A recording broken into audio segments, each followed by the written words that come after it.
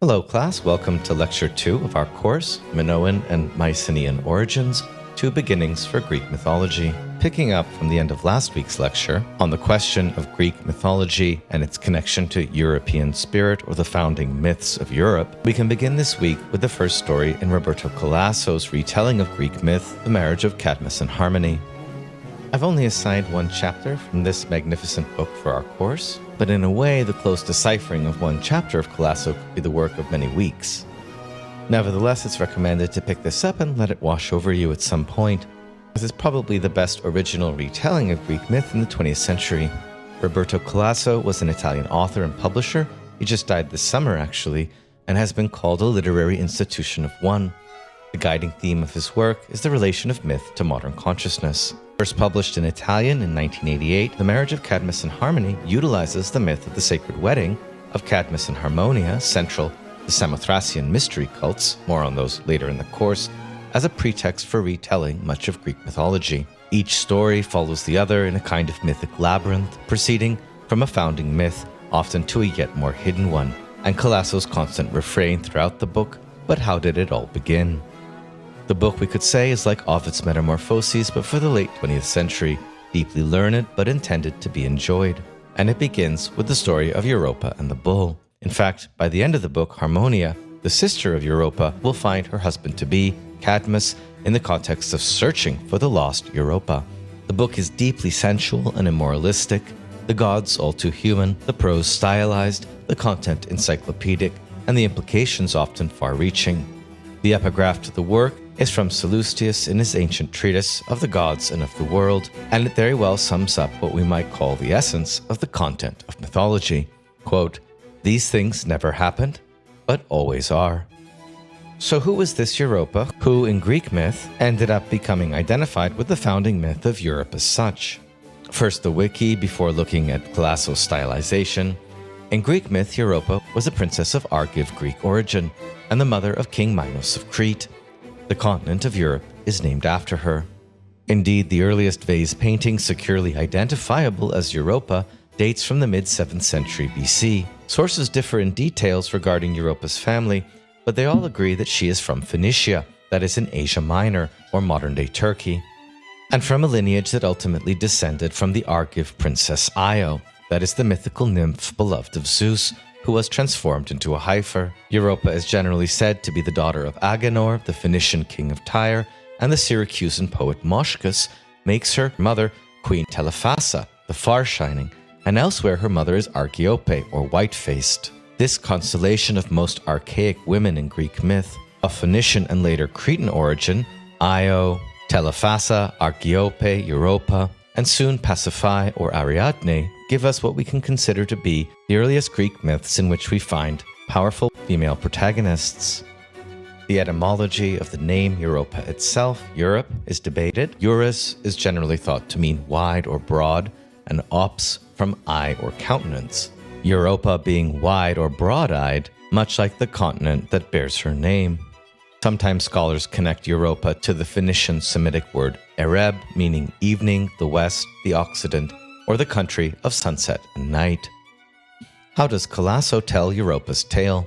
In the opening lines of his book we read, "On a beach in Sidon, a bull was aping a lover's coo. It was Zeus. He shuddered the way he did when a gadfly got him, but this time it was a sweet shuddering.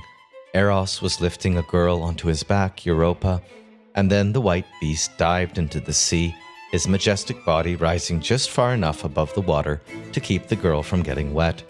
There were plenty of witnesses.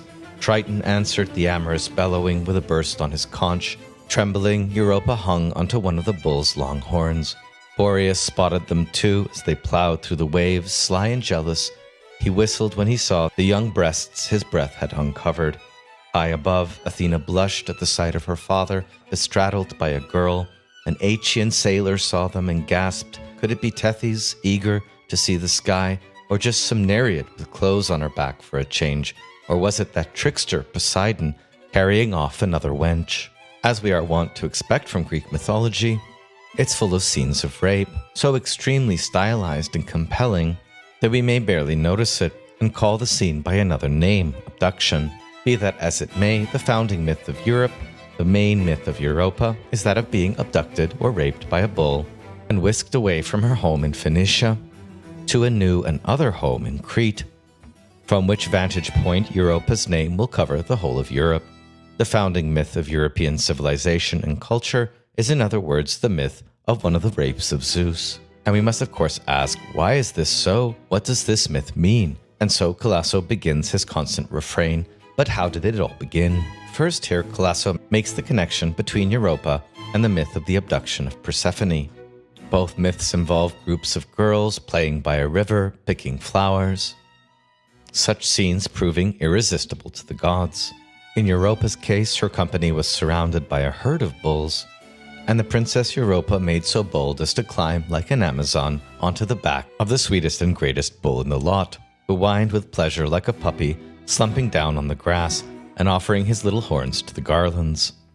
Before she knew what was happening, and with a slight show of nervousness, the bull approached the water, but it was too late.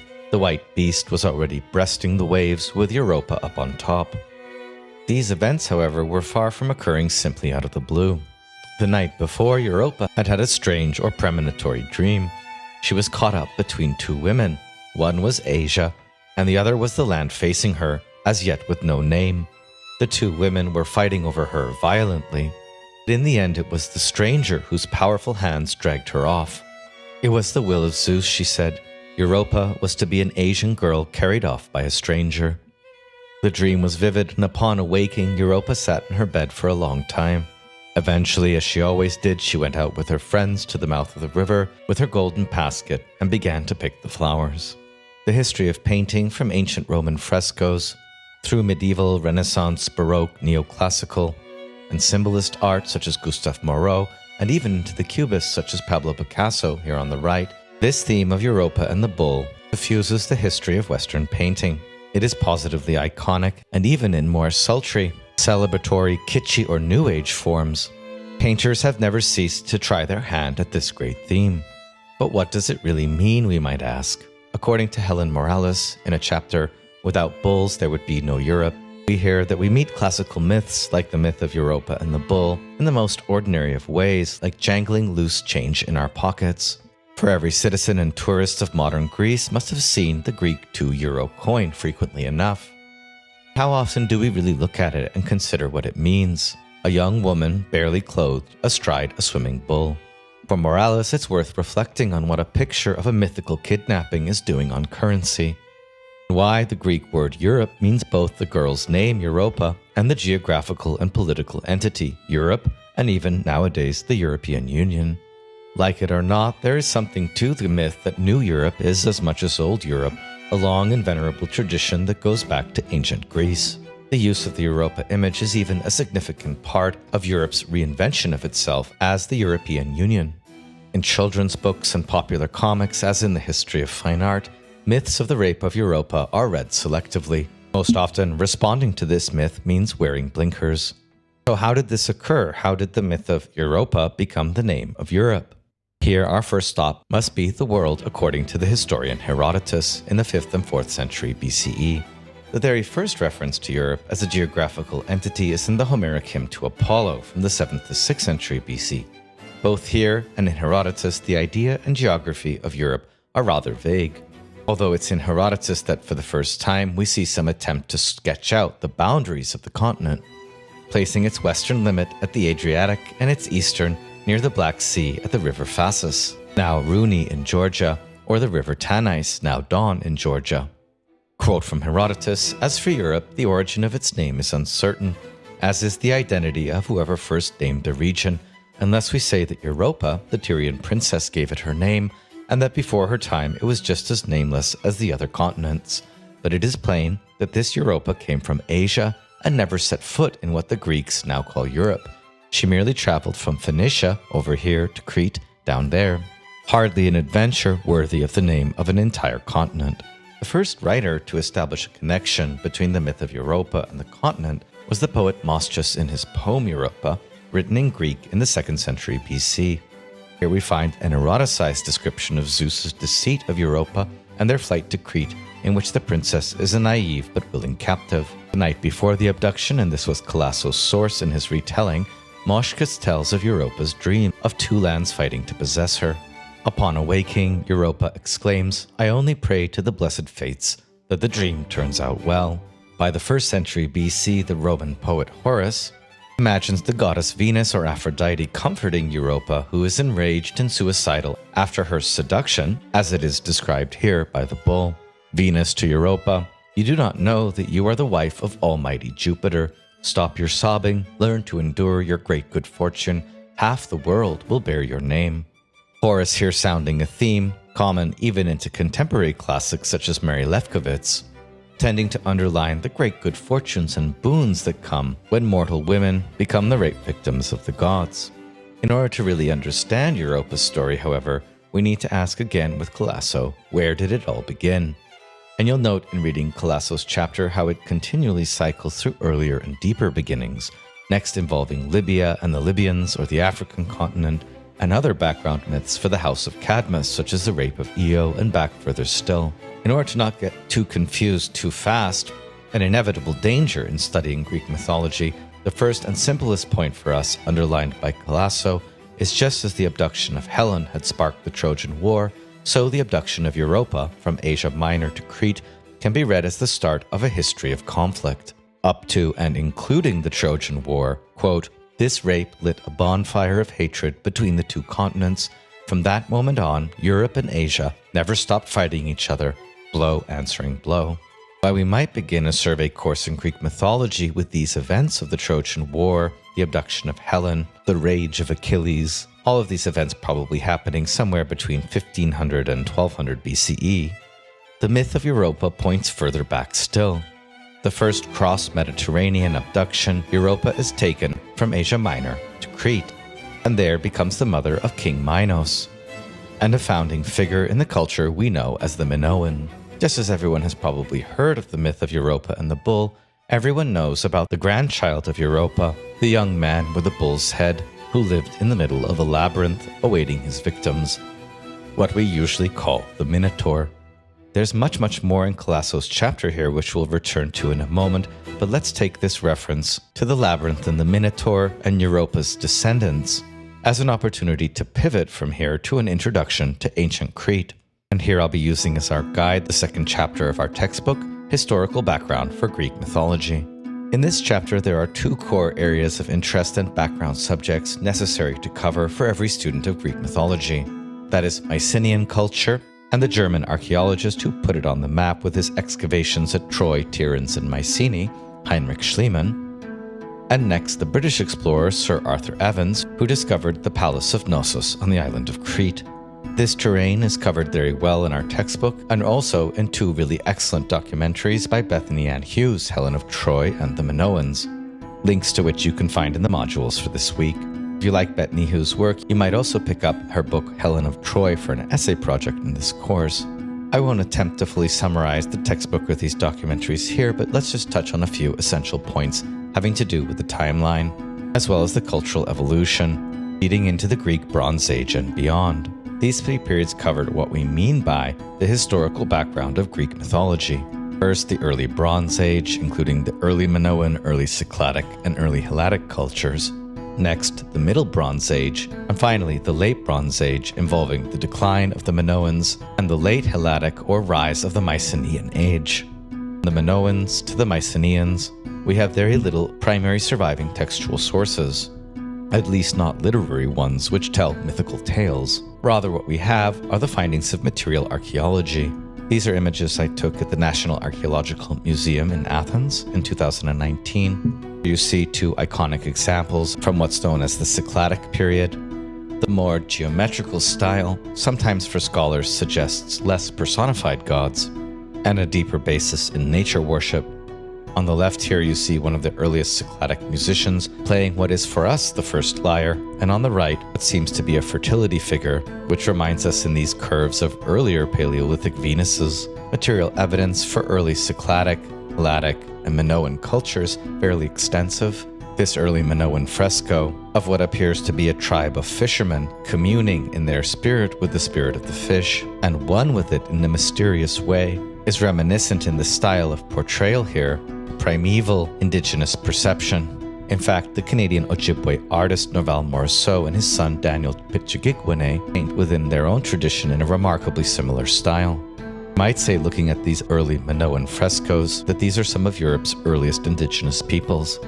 Fertility icons abound during this period, leading very far back into the mists of prehistory, and the art is sometimes equally fascinating and functional. Fascinating, for example, this depiction of a seed pod which looks like a human embryo, or functional, such as this raccoon flask, wine or water or something else being poured through the mouth of the raccoon into the handy cup. The center of Minoan culture was Crete, but there were also significant settlements, one of which survived more or less intact due to a great volcanic explosion on Santorini. We can't go too far into Minoan culture, which, on the basis of the archaeological reconstruction, would be its own course, but we can say that Crete was an island with 1,000 cities, and its zenith was the Late Bronze Age. It is principally memorialized in later Greek mythology in several key mythical images, such as the palace or labyrinth complexes at Knossos and Phaistos, the fact that the Minoans were a great thalassocracy, that is, seafaring and sea-conquering civilization, and in terms of specific myths, the ancient and classical Greeks from 800 BC through to the Hellenistic period principally remember Minoan culture, although they're not always clear that that's what they're remembering, through a set of very specific Minoan myths, such as King Minos, who was a just lawgiver and often memorialized and exalted in Plato or Homer, the myth of Pasiphae and the bull, more on that in a minute, on Daedalus, the inventor, Theseus and Ariadne, the Minotaur and the labyrinth from Labyrinth or double axe, the whole complex of myths associated in European and Greek culture, specifically with the bull. By 1400 BCE, we see the end of Cretan dominance and evidence of destruction by fire or by flood, the eruption on Thera or modern Santorini, preserved largely intact, a late Minoan village, and this gave us many sources for Minoan art not otherwise findable on Crete. Ultimately, the Greeks of the ancient and classical period primarily remember Mycenean civilization, tracing their origins back to the Greek heroes who won the Trojan War, and tending to subsume Minoan civilization in the same categories. Nevertheless, Minoan civilization was distinct both culturally and historically, and both made major contributions to the formation, the culture that emerged with Homer and Hesiod in the Archaic period, closest thing to a direct historical memory or recording of Minoan civilization in classical sources is Plato's famous myth of Atlantis, which you find recounted in the Critias and the Timaeus. Every conceivable far-fetched location and civilization has been posited for Plato's lost civilization of Atlantis, but one of the least far-fetched and most likely candidates for Plato's Atlantean civilization is perhaps this lost and distant Minoan culture. How exactly the Atlantis myth fits in here we'll meet later in the course, but if this interests you, you might want to do your essay project on this. Pick up from the library one of these two books. Although the later Greeks, strictly speaking, had only a few Minoan mythical memories, the cultural legacy of the Minoans in later Greek and subsequently Western civilization is enormous. The central figure here being King Minos, to whom the ancient Greeks gave a mysterious afterlife as one of the three great mortal kings overseeing, along with Hades, the Greek underworld. Here you see a 19th century canvas depicting King Minos' underworld in William Blake. For the Greeks, the Minoans were already a lost civilization. Modern classicists and archaeologists posited their existence, but it wasn't until the 19th century that Minoan material artifacts, being discovered all over the island of Crete in particular, eventually led to the British archaeologist Sir Arthur Evans. Arthur Evans famously excavated the palace of a so-called King Minos at the ancient site of Knossos in Crete. These excavations proved that the Minoans existed, and in fact gave us moderns more information on the Minoans than the ancient Greeks themselves possessed. Arthur Evans' crowning discovery being what he dubbed the throne of King Minos, which you here see on the right with pigment reconstructed frescoes surrounding it in one of the rooms of the palace. Note how if this is a throne, it's very unimposing, quite comfortably sculpted for sitting, and seems to be hardly what we would imagine as the throne of a great king. Whether this is the throne room of King Minos or not is probably less relevant than the simple fact of having definitively discovered such an advanced civilization from the Mediterranean Bronze Age. Most famously, we find these scenes of the bull dancers or bull leapers. Note how in later Greek civilization and culture, the bull is very often the center of a bloody sacrifice. The Minoans seemed, however, to respect the bull as sacred. Rather than sacrificing it, the task was to play with it. Here on the left you see someone grabbing the horns of the bull, presumably to slingshot or somersault themselves into the position of dancing the bull like so, before dismounting and landing on the other side. One of the most stunning genre of Minoan artifacts are these gold rings, here blown up, a ring that would have been about 2 to 3 centimeters in diameter. How the Minoans were able to craft such detailed images on a gold canvas so small as the signet of a ring remains a mystery to this day. In this one you again see the bull dancer, and in this one a theriomorphic image of the dancer himself become the bull. That the Minoans played a game with the sacred bull like this, rather than say the modern matador whose goal is to slay the bull or be slain, has led many scholars to suggest that what we find in Minoan civilization is a softer, perhaps more feminine, and nature-oriented civilization and culture. While some detractors of this theory consider the snake goddess figurine found at Knossos to be merely apotropaic, that is, warding off, or associated with the forces of the Chthonic, that is, the earthly or the night, it seems equally, if not more likely, that in this snake goddess, the Minoans worshipped an image of the Earth Mother goddess herself, or at least her priestesses, since the language of the Middle Minoans, known to scholars as Linear A, is yet to be deciphered in the few surviving tablets. Alas, the meaning and function of these and other Minoan archaeological artifacts remains elusive. Nevertheless, the prevailing opinion is that Minoan art and iconography depicts women more frequently in positions of cultural and religious authority. The figure of the potnia, in Greek lady or mistress of nature or of wild animals, which we have deciphered in Linear B, the version of Linear A which later Myceneans used in adopting Minoan culture. This potnia, or lady or mistress of nature, might indeed be as well an earlier deity in Linear A, although not yet deciphered. That Minoan culture is saturated with more feminine mysteries of the sacred and of the religious, and in a more feminine-oriented institutional, religious, and social structure, seems likely as well when we look in this same Bronze Age period coming out of the Neolithic to the temples of the goddess Inanna in Mesopotamia.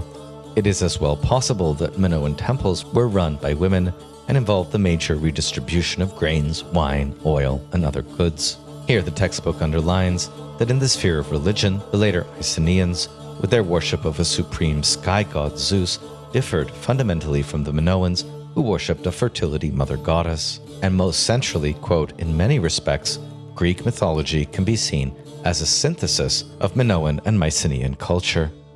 That is, of the patriarchy of the invading Indo-Europeans to the north, who became the Myceneans, and the still goddess-oriented religion of the south. On these topics, the Michael Griffin video, which I've included in the modules this week, is very interesting.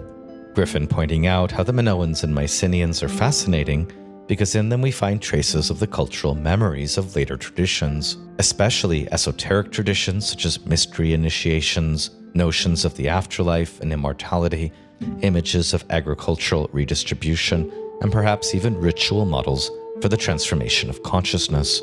The key question here for us is whether we can view Minoan culture even as the origin of the later Eleusinian mysteries, which we'll study later in the course. Probably the richest source of evidence, the more goddess or feminine-focused dimension of Minoan religion, ritual, and myth, are these magnificent gold signet rings. Here you see a seated woman, perhaps a priestess or a goddess, under an abundant tree, surrounded perhaps by female suppliants, devotees, or revelers. In the background you see here the double axe or labrys, a mysterious symbol associated also with the labyrinth and found all over Minoan artifacts. In her hands the seated woman holds up these plants which look to the naked eye like 3 poppies, perhaps associated with poppy mysteries and the transformation of consciousness. There is no evidence that the Minoans produced opium from poppies, but simply brewing fresh ones that contain the appropriate alkaloid in a drink results in pretty much the same effect. These women here seem to be holding offerings to the seated woman. There are 4 other Minoan signet rings, again suggestive of a more feminine-centered and ecstatic religious culture. Here dancing women with breasts exposed, exalting a central feminine figure. Women themselves being transformed into some sort of naturalistic or theriomorphic shape. Notice the odd heads. Here again a seated woman holding up a great chalice with devotees in front of her, who are no longer women at all, but rather have been transformed into lions with the bodies of bees. Again bringing offerings to the seated figure. The whole trope of the sacred bee, in fact, the bee as a honey-gatherer of the invisible, associated with religious ritual and perhaps with poetic speech, already seems to be a key feature of the Minoan religion. And we find again similar scenes of transformative religious consciousness in the gold rings on the right. All this has led many scholars to posit that these Minoans celebrating women are the earliest recorded ancestors of what later Greek religion will come to understand as the Maienad, devotees in the band or the theosos of the god of wine and festival Dionysus. We consider the religion and the cult of Dionysus among the later Greeks to contain distant cultural memories of such ecstatic rituals among the Minoans depicted on their gold rings. The deciphering of Linear B at least established Dionysus was an authentic god worshipped by the Myceneans.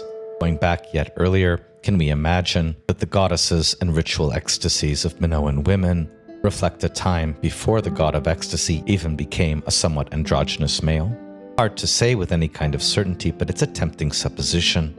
We also find evidence from the Minoan archaeological remains, fascinating techniques of mass reproduction, medallions using the imprint of a bee. Such objects would have been strung together to make belts or necklaces or to adorn dresses. And again, from the National Archaeological Museum in Athens, we find an enormous variety of such more commonly reproduced ornaments. For example, leopards, griffins, stags, ibises, or even octopi.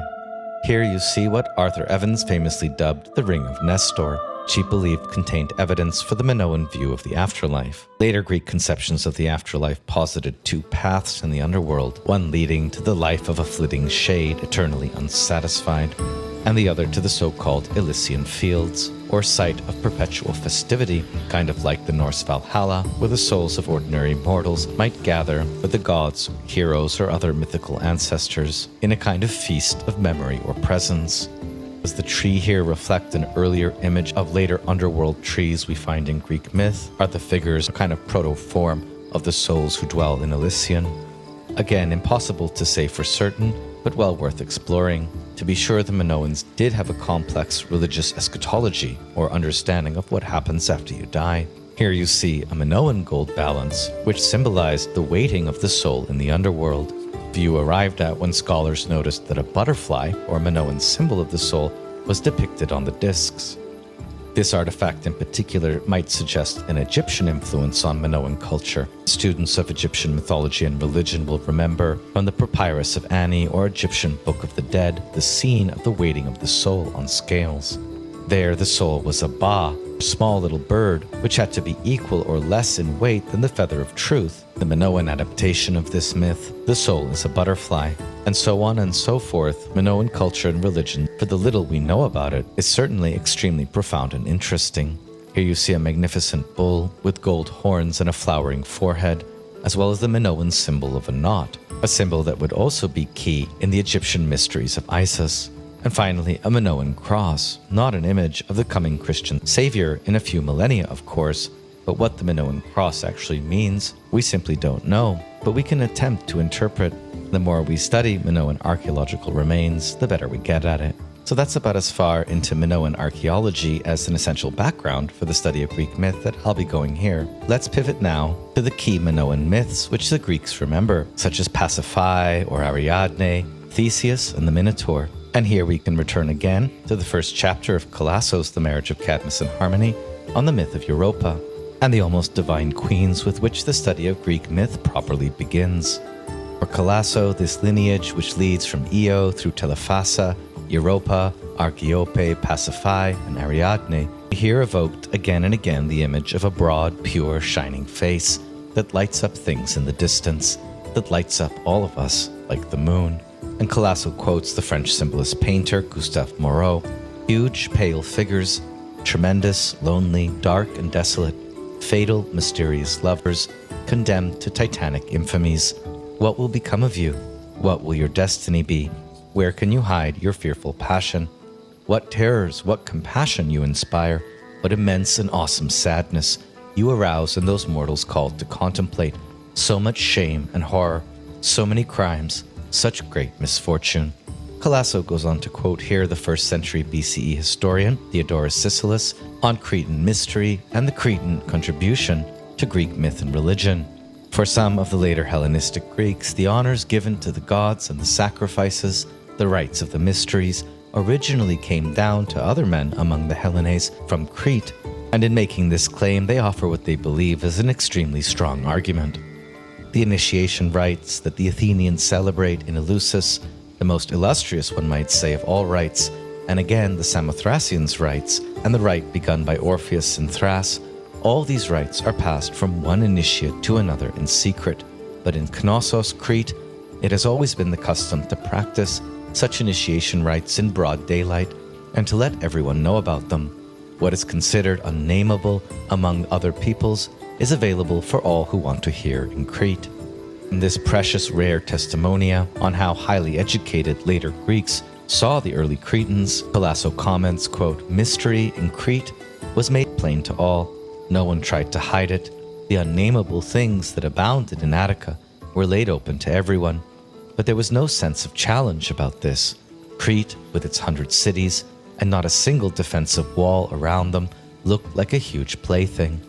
Calasso here underlines the non-martial character of Cretan or earlier Minoan culture, its religious playfulness, and even its naivete in comparison to the later martial culture of the Mycenean Greeks. Now we're going to encounter quite a few myths in this course with ostensibly Minoan origins. The founding myth of Europe, myth of Europa, the mother of Minos, from which the Minoans get their name, more frequently explored in its sundry details, also the myth of Minos and his wife Pasiphae. Yep, the woman who developed an unnatural passion for the bull given to Minos by the god Poseidon, a bull which he refused to sacrifice, but which Pasiphae absolutely had to couple with, a plan for which she enlisted the inventor Daedalus, the creator of the labyrinth, to create for her a wooden bull which she could mount from the inside in order to realize her nefarious plan.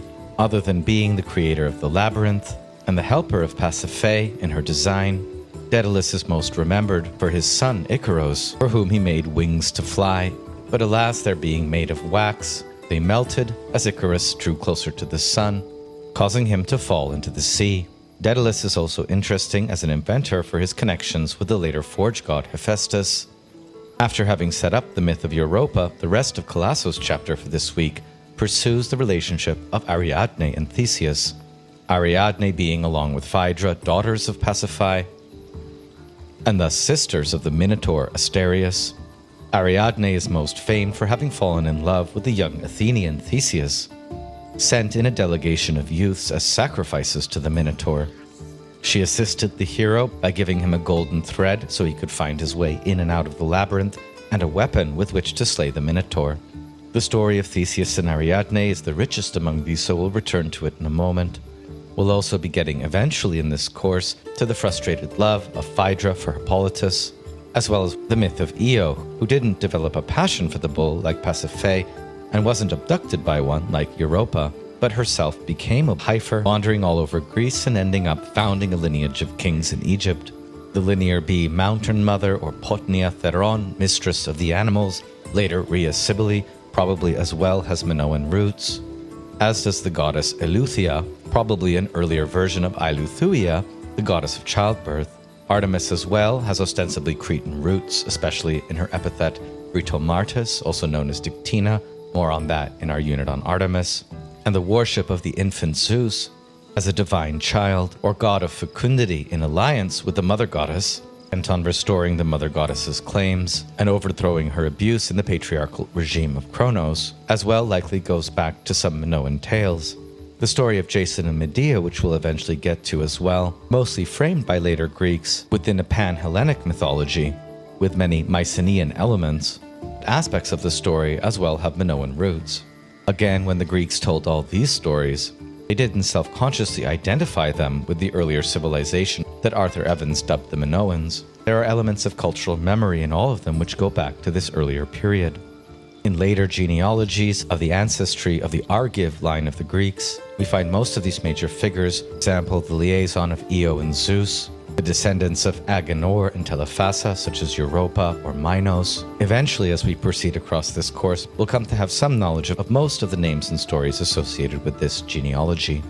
For now, we can say more simply with Calasso that more or less every Cretan story, and thus in every Minoan story, there's always a bull at the beginning and a bull at the end. Shortly after assuming the first kingship in Crete, Minos summons Poseidon's white bull out of the sea.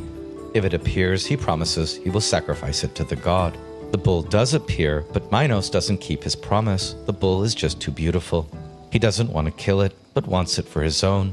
And it is due to this decision that his wife Pasiphae develops her fatal passion for the bull.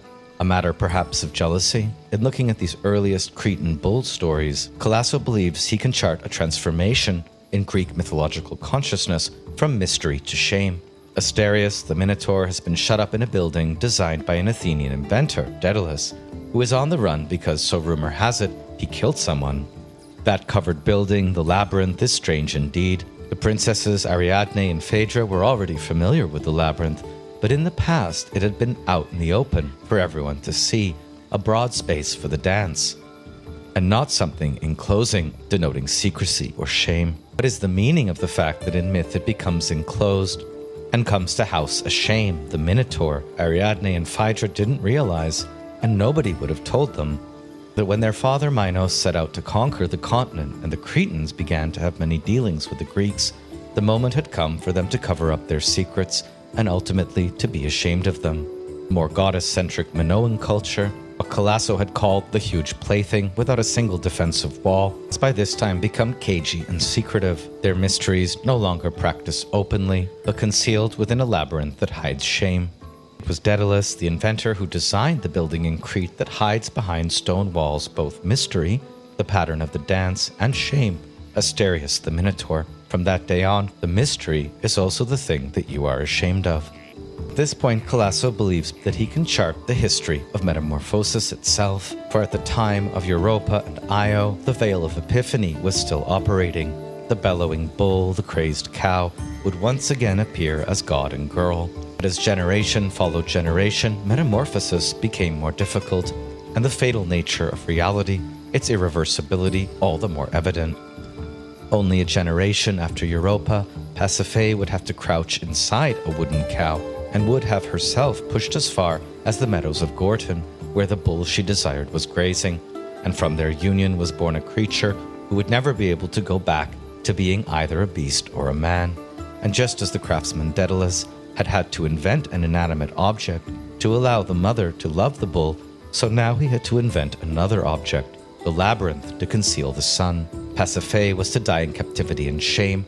Humans could no longer gain access to other forms and return from them. The veil of Epiphany was rent and tattered now. If the power of metamorphosis was to be maintained, there was no alternative but to invent objects and generate monsters. Here you see from the Romans to medieval times depictions of Pasiphae and the toy bull created by Daedalus. And this theme as well, like the rape of Europa, traverses the history of Western art, even into more contemporary, either sultry or abstract depictions, such as in this canvas on the right by Jackson Pollock. So again, just to get our genealogies clear here, before Europa and Pasiphae, there's the figure of Io. After Europa and Pasiphae is Ariadne and Phaedra. Io, the founding woman in this divine lineage, was a priestess in the Heraion, that is the temple of Hera in Phoenicia. And alas, the first in this lineage of women, she was Zeus's favorite. Indeed, the first woman, mortal or immortal, with whom Zeus betrayed Hera, thus initiating the long series of Hera's revenges. Why did Zeus develop a passion for Io? Simply a priestess in Hera's temple, and certainly not the goddess herself. Calasso notes interestingly here that it was because she was a copy, the most Hera-like of mortal women, and so the dangerous introduction of a difference. Not the archetype, but the swerve, clinamen, or differentiation of the archetype, the thrill of something new. Io herself, after long wanderings as a heifer, eventually had her form restored and was married to an Egyptian king. Europa ended up in Crete.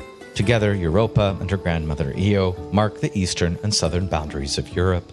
Their stories have something innocent and pure about them, but for Calasso, Pasiphae's tale marks the emergence of unnatural lust and shame, the beginning of the end, as it were, of the Minoans and their playful rites, in the face of increasing contact with the Mycenean Greeks.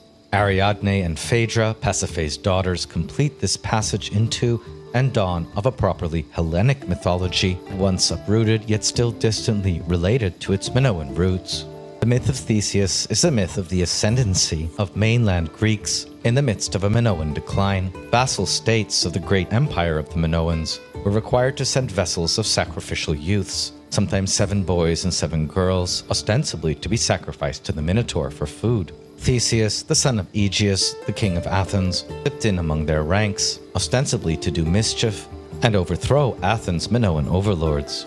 Theseus' tale is the first hero quest in Greek mythology. His relationship to the princess Ariadne, who saved him with the thread and the weapon, and ran away with him on his escape, is a deeply troubled one.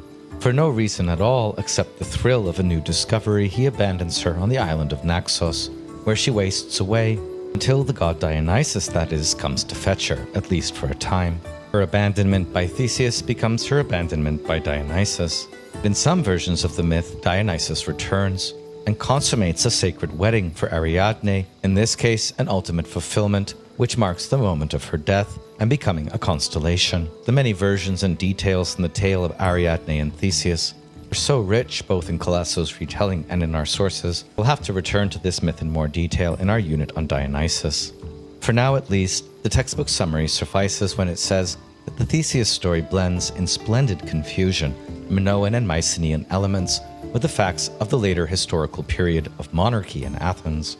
As Calasso tells this Cretan bull tale, at the end Theseus captures the bull at Marathon, and once again it's the Cretan bull risen from the sea. After its couplings with Pasiphae, the bull had turned wild, and Minos had called for Heracles to capture it. The hero caught the bull and took it away to the mainland, and for a long time the bull wandered about the Peloponnesus before turning up in Attica, where nobody had been able to get the better of it, not even Androgeus, Minos' son, who used to beat all the Athenians in their games. Theseus, however, captured it at Marathon. He offered it to his father Aegeus, who sacrificed it to Apollo. Everything between that beginning and that end, which is to say, Ariadne's destiny, takes place within the displacement of a sacrifice, from Poseidon to Apollo, from Crete to Athens. That the historical movement from Crete to Athens, going by way of the Myceneans, is a passage strewn with corpses, marks here a nice transition for us out of our brief summary of Minoan cultural history and myth, and into what is known of the Mycenean era. When the famed German archaeologist Heinrich Schliemann discovers the tomb of Agamemnon in ancient Mycenae, he immediately dispatches a telegram to King George I. Your Majesty, it is with great pleasure that I inform you that I have discovered the tombs which, according to Pausanias' account, belong to Agamemnon, Cassandra, and their comrades who were murdered by Clytemnestra and her paramour Aegisthus during a feast. Of course, Heinrich Schliemann couldn't possibly have known this factually, but it makes a good tale and a good telegram. The tombs are enclosed with a double stone circle, something which would only have been erected in honor of exalted personages. Inside the tombs, I have discovered fabulous treasures and ancient objects of solid gold. These treasures alone are enough to fill a large museum, which will become the most famous in the world and will attract myriads of foreigners to Greece from every land. Since I work out of the sheer love of science, I naturally make no claim on these treasures and enthusiastically make them over in their entirety to Greece. May these treasures be the foundation of immeasurable national wealth. Discovery of Agamemnon's burial tomb in Mycenae was in fact the second great discovery, for he found Troy first. Apparently at that time he was expelled by the Turks for taking artifacts. To announce this earlier discovery, he dressed his wife in the jewelry he found at Troy, calling her a second Helen. Here on the right you can see some of this jewelry. Now these Mycenaeans from the late Helladic period, roughly 1600 to 1100 BCE, were a quite different culture than the pleasure, play, and bull-loving Minoans.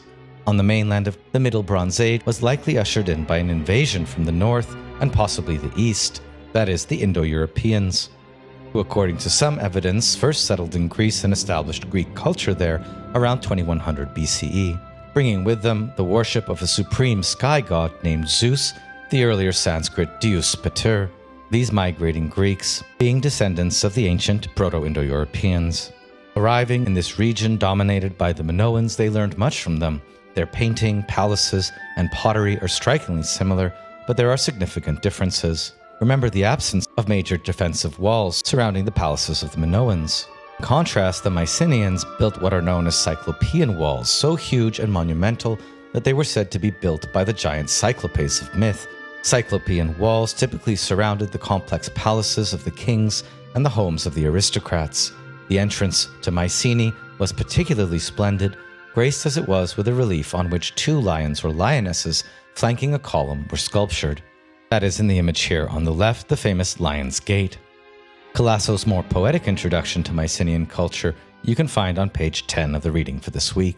The Mycenaeans were the first Greek speakers in this region, which is why, since we know Greek, we can decipher their Linear B tablets, not the early Linear A tablets of the Minoans, written in a language still unknown to us. On the left here, you see the famous gold death mask, at the discovery of which Schliemann proclaimed that it must belong to Agamemnon. What Schliemann had discovered were shaft graves within the citadel, set off in ritual splendor, revealing hoards of treasure, masks of beaten gold placed on the faces of corpses, exquisite jewelry, beautifully decorated weapons, larger tholos tombs built like huge beehives into the sides of hills below the palace complex, all of which were dramatically and probably erroneously identified by Schliemann as both the treasury of Atreus and the tomb of Agamemnon. The influence of Minoan palace culture on these early Mycenaeans, perhaps evident in this reconstruction of the Megaron or large meeting hall by Piet de Jong from the excavated Mycenaean city of Pylos. Piet de Jong was indeed one of the most prolific archaeological illustrators, whose reconstructive visions of Minoan, Mycenaean, and later Greek spaces and art has very much influenced how we imagine them today. Kingly Mycenaean palaces also included those of Heracles at Tiryns or Oedipus at Thebes.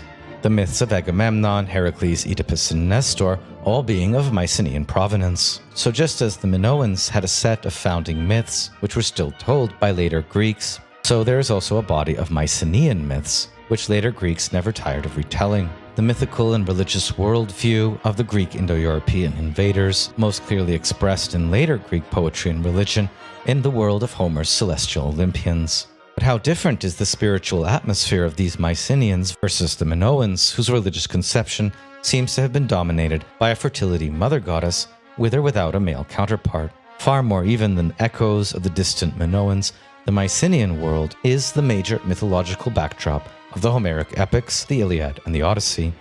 And earlier even than the Mycenaean kings, the hero Cadmus may well have been among the founding Mycenaean kings in the region. And rather than being strictly a mythical figure, although we can't be completely sure it's the same Cadmus, his name being written in Hittite in a letter to one of the great kings of the Hittites. Eventually, Mycenaean culture conquered Crete and used their writing system before this technique of writing was lost in the Greek Dark Ages. And on a famous Linear B tablet, we find the names of many of the Greek gods: Zeus and Hera listed as a pair, Poseidon, Hermes, Athena, Artemis, Eileithyia, and the name of the god Dionysus. The name Dionysus is the real surpriser here, since it was generally assumed before this discovery that the worship of Dionysus did not come to Greece until after the Mycenaean age. The word Mycenaean itself comes, interestingly, from mukes, or mushroom, in Linear B. Were these Mycenaeans in some sense the people of Dionysus and of the mushroom? Like their Vedic counterparts, did they bring a kind of soma, made perhaps of psilocybe mushrooms, into the world of Greek religion?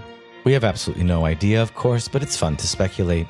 A truly astonishing recent discovery in the Mycenaean city of Pylos is this gold signet ring, clearly done in the style of the Minoans and likely involving the commissioning of a Minoan artist. The world we see depicted in this signet ring is worlds away from the feminine rituals and fertility goddesses of the Minoan period. Here, the exquisite detail and tender craftsmanship of the Minoans is applied to the great Mycenaean theme of war. Most of the Mycenaean art we've discovered is not nearly so ornate and refined, but most of it depicts commitment to the warrior ethos or way of life. In terms of the excavation of the city of Troy, the textbook speaks of 9 periods of settlement on the hill of Hisarlik from 2900 BC to 500 CE. Traditional date for the Trojan War is 1184 BCE. The archaeological remains indeed show signs of devastation around Troy during this same period. You can follow along in the textbook here for more detail on all of these different settlements. Of course, the most important, Schliemann's Treasure of Priam. Drawing this lecture to a conclusion, you can note that after the Greeks' purported victory in the Trojan War, we witness within the span of a few centuries a radical decline of Mycenaean civilization. sometimes attributed to another wave of Indo-European conquerors known as the Dorians, or the sons of Heracles from the north. We simply don't know what was going on in the so-called Greek Dark Ages. The absence of evidence can be interpreted as an impoverished material culture, as a decline in population, and as a loss of literacy. This is usually how the matter is left. Quite simply, the Greek Dark Ages are dark to us. The story introducing classical mythology picks up again, of course, with the emergence of the Iliad and the Odyssey in written form around the 8th century BCE. This is the oral tradition of Homer, or the Homeric bards known as Homerids, a highly skilled guild of professional rhapsodes, poet performers, or bards. Alongside Homer as the earliest source, we must also speak of the poet-founder Orpheus, who may or may not have existed in a similar or earlier period, nevertheless considered by all Greeks of the Archaic and Classical period as on a par with Homer. And the third major source for Greek mythology we'll now be going into much more detail on in the weeks ahead is the Boeotian poet and shepherd Hesiod, whose name, unlike Homer or the Homerids, does not denote a bardic guild, but rather an individual poet. In the poetry of Homer, the Iliad, and the Odyssey, we can indeed find traces of every preceding period of Greek cultural and mythological history, from the Bronze Age to the 8th century BCE. The Iliad tending to focus on the period of the Trojan War, and the Odyssey containing much more archaic materials, which in some instances perhaps go back so far as Paleolithic caves. The Homeric tradition of poetry was an oral tradition until about the 8th century BCE, at which point it began to be written down and canonized due to the rediscovery of writing, which utilized the nearby Phoenician script.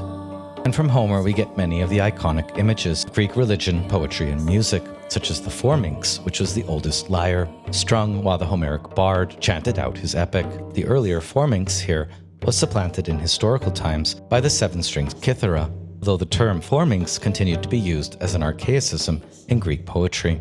Homer likely really existed and was probably the best storyteller, although in his own poetry we also meet a few other proto-Homeric bards from the period of the Trojan War itself, such as Phemius, an Ithacan poet who sings in the house of Odysseus, and Demodocus, a poet in the court of Alcinous who sings of the Trojan War and of the Greek gods.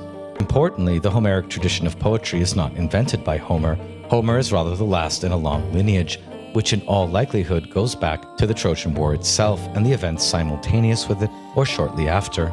Scholars tend to think that there's an unbroken line of oral transmission from these earlier bards involving much modification, elaboration, and infinite creative variation. By the time of Homer himself, about whom we know almost nothing, oral epic had reached a pinnacle of artistic perfection. And according to the standard view, it was Homer who composed orally the versions of the Iliad and the Odyssey we have, and was possibly the bard who participated in having them written down around the 8th century BCE. The rigid poetic form of Homer's verse meter, that is dactylic hexameter, involved sophisticated formulae designed to facilitate the art of memory. For this reason, scholars sometimes think there is some degree of historical accuracy and invariance in many details of the Homeric plot, passed down in an unbroken lineage across many centuries. By the reign of the tyrant Pisistratus in about the 6th century BCE, tradition had established what would become, for all subsequent history, the standard Homeric texts. More on Homeric bards and their arts of memory in future lectures, having begun this lecture with Calasso and Helen Morales on the strange founding myth of Europe, the myth of Europa. Let's end it now with Calasso's overall take in later parts of the Marriage of Cadmus and Harmony on the theme of rape in Greek mythology. In transitioning from the Minoans through the Myceneans to the Archaic and Classical Greeks, we might assume a correlative, ongoing transformation of the experience of the divine and the projection of the gods. And here the image and theme of rape is very important. Calasso points to the conflicting signs in Greek mythology on the one hand of perennial virginity, such as the goddess Artemis, and on the other, the persistent depiction of Father Zeus as increasingly a withdrawn god who very often only reaches down to touch the world through the act of rape. What is really going on here, we can ask ourselves again. And here we might speculate that since at least the time of the ascendancy of the Mycenean Greeks over and against the more goddess-centric Minoans, the theme of rape establishes a canonical relationship to the divine. In the post-heroic world of archaic Greece, a world, as Calasso notes, matured and softened by sacrifices, so-called Iron Age, in which the heroes are gone, the gods mostly withdrawn, but in which contact with the divine is still possible. no longer through the shared meal or festival, no longer in the naturality of Minoan play, rather in the form of a sudden obsessive invasion that plucks away the flower of thought. Here Calasso notes, sounding the main theme of his work, which is to explain the relationship between myth and human consciousness. When we look at the relationship of gods to humanity, from the Minoans through the Myceneans and into archaic Greece, we witness a history of consciousness in which man's relationship with the gods passes through two regimes: first conviviality, or festivity, and next rape. Calasso doesn't say this exactly here, and of course, everything we know about the Minoans is to some extent a fanciful construction, itself a myth. But if we attempt to understand Minoan religious consciousness on the model of conviviality or festivity, and a harmonious relationship between the mother goddess and her consorts, kings, we can note with Calasso that this was a world without boundaries separating the mortal and the divine, a world in which full metamorphosis was still possible.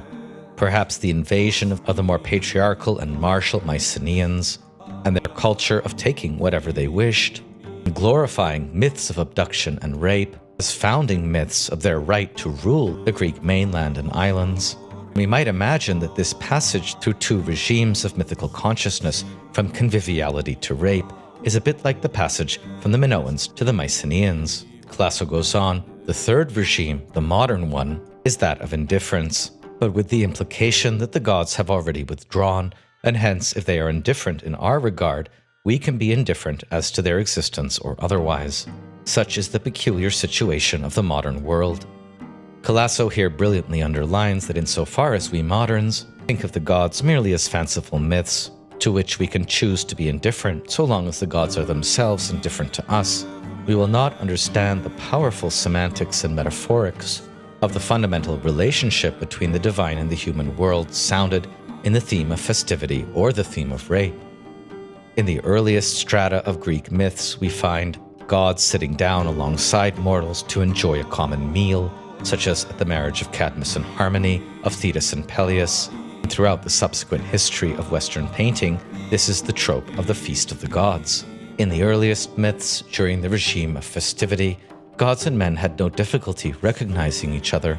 Sometimes they were even companions in adventure, as were Zeus and Cadmus. Here a man could sometimes prove of vital help to a god. The relative roles in the cosmos were not disputed, since they had all already been assigned, and hence god and men met simply to share some feast to have a good time before returning to their respective business.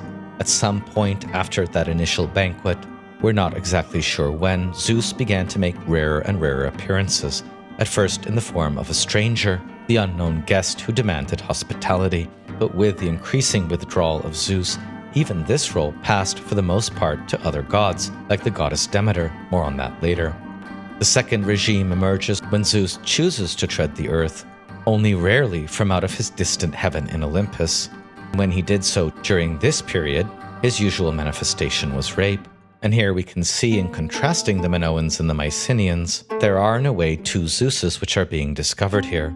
One, the Zeus of the Indo-European invaders, of the Helladic culture, and the Mycenean kings who glorified rape and abduction, and the other, the infant Zeus, the divine child of the Minoans, who continued in loyalty to the mother goddess Rhea, to Gaia, and forged alliances with all the goddesses. In a way, the ambiguous transition of sexual mores perhaps has a part to play in the emergence of religious rape culture versus the model of divine-mortal interaction as festivity or wedding. In what we know of the more playful Minoan culture, in which metamorphosis was privileged, and the line separating the human from the animal or divine world very thin, the later male sky god worshipping Mycenean Greeks increasingly came to model their understanding and experience of the divine on the theme of rape, which they saw as, in Calasso's words, an overwhelming power of the divine, that is, of the residual capacity of distant gods to invade mortal minds and bodies. When the old convivial familiarity of God and man was lost, and when ceremonial contact through sacrifice was impoverished, man's soul was left exposed to a gusting violence, an amorous persecution, an obsessional goad.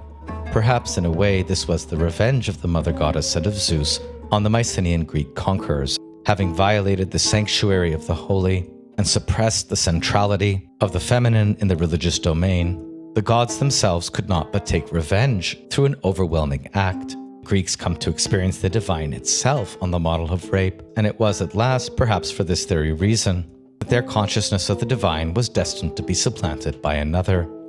By Zeus, Socrates, do you believe this story is true? Well, yes and no, my dear Phaedrus. One thing I do know is that, in the words of Calasso, true or not, such are the stories of which mythology is woven. They tell how mortal mind and body are still subject to the divine, even when they are no longer seeking it out, even when the ritual approaches to the divine have become confused. In order to tell the tale of Greek mythology itself and sort out this confusion, we'll be turning in the next video to the poet Hesiod and what is probably the most systematic account of the world of Greek myth we have, Hesiod's Theogony. Thanks for listening, and see you in the next video.